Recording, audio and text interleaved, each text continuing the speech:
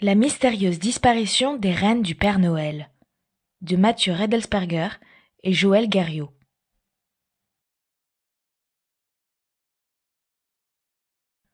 Dans son laboratoire de robotique, Génibus, un génial inventeur, rêve depuis toujours de devenir aussi célèbre que Léonard de Vinci.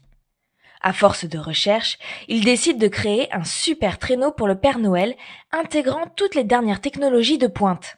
Un turboréacteur à propulsion électromagnétique couplé à un système de fission à hydrogène pour dépasser la vitesse du son. Une bulle thermochauffante à air pulsé pour rester bien au chaud. Des faisceaux lumineux à diodes électrophosphorescentes pour se repérer dans la nuit. Des écrans plasma tactiles avec affichage automatique du nom de l'enfant, de son adresse et de sa liste de cadeaux. Avec son traîneau Galactic One si ingénieux, Génibus est persuadé qu'il deviendra le plus célèbre des savants du monde. Génibus se rend chez le Père Noël pour lui présenter son invention. Regardez, ici, mon procédé astucieux de pilotage automatique et d'optimisation du trajet.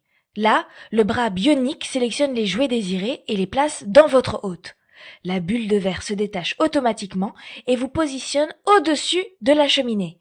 Son système d'ouverture vous évite d'être un seul instant exposé au froid. Ainsi, vous pourrez voyager léger, sans manteau. Poliment, le Père Noël écoute. L'horloge multifacette vous donne l'heure à chaque pays au centième de seconde près. Et là, le Père Noël interrompt Génibus. Voilà une éternité que je parcours le monde. Ce n'est pas à mon âge que je vais changer de mode de transport.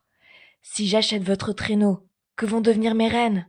Ils vont mourir de chagrin, affirme le Père Noël, mettant ainsi fin à leur conversation. Génibus, vexé, sait que le Père Noël ne changera pas d'avis. Il a travaillé avec tant d'acharnement pour créer sa géniale invention qu'il ne peut pas en rester là. Il se rend discrètement de nuit dans la grotte aux chauves-souris où se trouve la cuisine laboratoire de la sorcière Doramoche. Doramoche, peux-tu m'aider à me débarrasser de rennes encombrants? Sacré vénard, j'ai pile poil la potion qu'il te faut. Répands ça sur l'herbe des rennes avant qu'ils mangent. Et en moins de 2, ils seront réduits en jouets de bois. Depuis plusieurs jours, Génibus observe les 9 rennes se repaître d'herbes, d'écorces et de feuilles de saule. Le premier d'entre eux, Rodolphe, est le guide. Son nez étrangement rouge s'éclaire la nuit. Ainsi, les pilotes d'avion peuvent éviter une collision avec le traîneau. Ses sabots sont larges comme des raquettes, son poil est brun et sa queue courte. Il s'approche d'une roche couverte de lichen aspergée de potions par Génibus. Tornade est le plus rapide.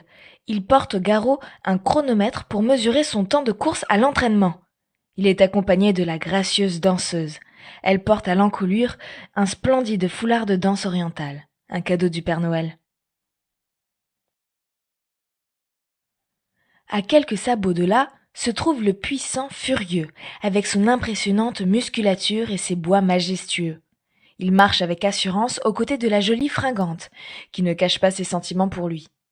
Comète les suit. Elle fait beaucoup rire les oiseaux à qui elle raconte des histoires drôles. Cupidon est reconnaissable à la tache blanche qu'il a sur la cuisse. Il est en pleine conversation avec Éclair et sa lanterne d'or au cou. Le rôle d'Éclair, dans le troupeau, est d'illuminer le ciel devant le traîneau. Naseau en l'air, toujours à la traîne, Tonnerre, casque collé aux oreilles, écoute tranquillement sa musique en se régalant des feuilles de bouleau. Paisiblement, les rennes broutent avec délectation ce pâturage si savoureux, si tendre et si empoisonné. Dissimulés derrière un buisson, Génibus observe leur transformation. La potion de Doramoche a marché. Tous les rennes sont maintenant réduits en magnifiques figurines de bois. Il n'a plus qu'à les ramasser et les mettre dans sa gibecière de chasseur. Voilà maintenant 10 jours déjà que le Père Noël est sans nouvelles de ses rennes. Il est de plus en plus inquiet. Il décide alors de demander de l'aide à Sétou, le célèbre lutin détective, connu entre autres pour avoir élucidé le mystère de la transformation des dents de lait. De petite taille, Sétou est capable de se glisser absolument partout, sans jamais se faire remarquer. Chaque année, au Grand Bazar du Bois Parfait, des artisans venus des 4 coins du pays vendent les beaux objets qu'ils ont fabriqués. Génibus en profite pour exposer les rennes. Ils sont si merveilleux qu'ils semblent vivants. Fasciné, un homme d'affaires les achète tous. Son idée est d'en faire fabriquer 1 million d'exemplaires qu'il vendra avant Noël, dans le monde entier pour la décoration des vitrines des commerçants. Un mois est passé. Le Père Noël est toujours sans nouvelles de ses rennes. En désespoir de cause, il décide d'appeler Génibus pour lui acheter son traîneau. Quand soudain, c'est tout surgit. Je crois savoir ce qu'il est arrivé à vos rennes. La dernière fois qu'ils ont été vus, ils étaient près de la source aux chênes rouges. Et puis ils ont mystérieusement disparu. Je me suis alors demandé qui pouvait avoir intérêt à les faire disparaître, et j'ai ma petite idée sur la question. Pour être sûr de vous vendre son traîneau, Génibus, avec l'aide de la sorcière Doramoche, a transformé vos rennes en objets de bois. Dans ce cas, il suffit de les lui reprendre et de demander à la bonne fée censée de lui redonner vie, s'exclame le Père Noël. Pas si simple. Ils ont été vendus parmi des reproductions à des milliers de commerçants. Heureusement, les particularités de vos rennes permettent de les différencier. Je ne peux pas vous en dire plus. Cela pourrait mettre en danger mon informateur. Le Père Noël n'a plus qu'une solution pour retrouver ses amis. Demander de l'aide aux enfants de tous les pays. Il décide de lancer un avis de recherche diffusé par tous les médias de la planète et affiché dans toutes les écoles et bibliothèques. Chers enfants, mes rennes ont été transformées en figurines de bois par une méchante sorcière. Ils sont maintenant disséminés à travers le monde. Pouvez-vous m'aider à les retrouver? Rodolphe a un nez rouge. Tornade a un chronomètre autour du cou. Danseuse porte un foulard oriental. Fringante et Furieux le plus musclé sont inséparables. Comète a toujours le sourire. Cupidon a une tache blanche sur la cuisse. Éclair porte une lanterne en or. Je compte sur vous. Vous êtes mon seul espoir. Le Père Noël. Quelques jours plus tard, Alaun a trouvé Comète à Porthcawl, au Pays de Galles, en allant acheter des toffees, sa friandise préférée. Ingo, un jeune Allemand de Glinde, est quant à lui tombé nez à nez avec Furieux et Fringante dans le hall de l'hôtel de ville. À Cernavoda, en Roumanie, Bogdan, 7 ans, s'est émerveillé devant le nez rouge de Rodolphe au milieu des hortensias de son fleuriste.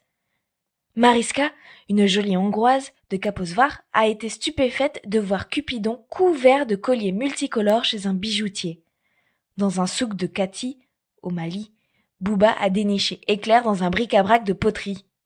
La joie du Père Noël est immense chaque fois qu'il retrouve un de ses rennes. Malheureusement, seulement 6 ont été retrouvés et il commence à désespérer de revoir un jour les 3 autres. Annalou, une petite bretonne, est restée muette de joie devant Danseuse dans une crêperie de Locranan. Et Else, de Copenhague, a reconnu Tornade au milieu de guirlandes de petits drapeaux danois. La radio et la télévision ont beaucoup raconté leur histoire, car peu de temps après les avoir trouvées, elles se sont fait voler leurs 2 rennes. Évidemment, trop bien informés par les journaux, Génibus et Doramoche ont réussi à dérober les 2 rennes, avec l'intention de les brûler dans leur cheminée. Vêtue d'un précieux sari soyeux, la fée Sainte-Cé se tient au bord du lac. Ses longs cheveux roux soulignent sa fine et longue silhouette. Elle se concentre et s'apprête à redonner vie aux rennes retrouvées. Sur la rive se tient le Père Noël accompagné de lutins habillés de vieilles bottes qui leur remontent jusqu'aux genoux, de jeans rapiécés, de chemises froissées et des vestes imprimées de fleurs. Tout le monde est captivé, impressionné par cette cérémonie magique.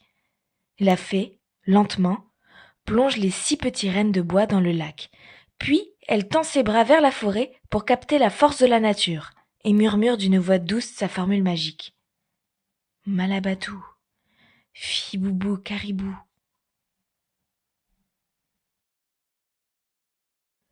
Une fine brume blanche couvre l'eau tranquillement du lac. Un à un, les rennes apparaissent, grandissant peu à peu jusqu'à retrouver leur taille normale. Des cris de joie retentissent quand Comète, La première bondit sur la rive, suivie par les 5 autres rennes. Ils sont tellement heureux de se retrouver ensemble, mais leur joie ne dure pas en constatant l'absence de leurs 3 amies danseuses Tornade et Tonnerre. Soudain, au loin, une forme grise et poilue sort des sapins et s'approche. Petit à petit, on distingue de longues pattes qui se posent lentement au sol. L'animal rêveur hume le bon air de la nature. Tonnerre! Toujours en retard et les naseaux au vent, il avait échappé à l'empoisonnement. Entre ces bois imposants, on peut maintenant voir Sétou faire de grands signes. À son flanc sont suspendus 2 objets en bois. Tornade et danseuse. Voilà Sétou et Tonnerre son informateur, s'exclave de joie le Père Noël. Quand nous avons appris que 2 enfants s'étaient fait voler leurs figurines, nous avons fait le guet devant la chaumière de Doramoche, s'explique Sétou, essoufflé. Quand Génibus et Doramoche sont revenus avec leur butin, dérobé aux enfants, Tonnerre les a chargés, tête baissée, tout bois devant. De surprise, Génibus a lâché sa gibecière et ils se sont enfuis sans demander leur reste. Vous êtes formidables, s'exclame le Père Noël en se saisissant de Tornade et Danseuse. Tout le monde applaudit les 2 héros, alors que la bonne fée Sainte-Cé s'apprête à redonner vie aux 2 reines. Le Père Noël n'en a pas voulu à Génibus.